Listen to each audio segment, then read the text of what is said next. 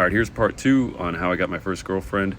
That is part 1 on how there's a lot of people out there in their 20s and 30s that have never had a boyfriend or girlfriend.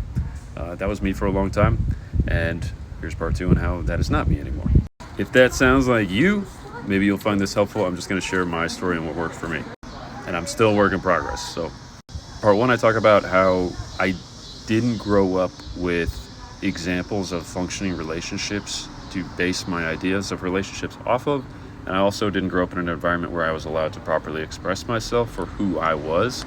And so I was used to hiding who I was and acting, generating an ego, blah, blah, blah. Go watch part 1. Okay, things massively shifted for me. I'm 32 now.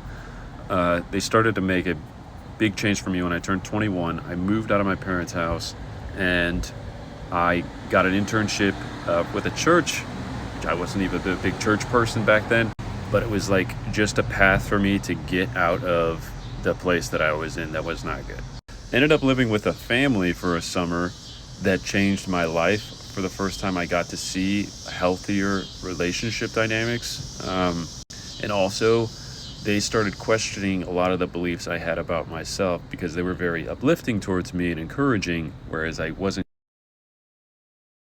For me, one of the things that kept me out of relationships for a long time was the negative beliefs about myself, and this family that took me in, and like the experiences I started to have with other people outside of the sort of like story about myself that I grew up with started to challenge a lot of my core beliefs about myself, and that was, I would suggest that a core issue for people that have not been in an intimate relationship, for many of them, this is also just my experience, that they don't have the confidence to be themselves truly who they are in moments of like real intimacy where they are at risk, like in vulnerable moments. For example, I had an issue for a long time where girls that were in relationships really liked me, like my best friend's ex-girlfriends, because I could always be myself around them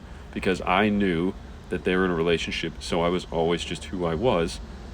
And when it came time for me to actually engage in or try to engage in relationships with women I actually had feelings for, I would hide who I was to create something or somebody that I thought that they would want instead of me.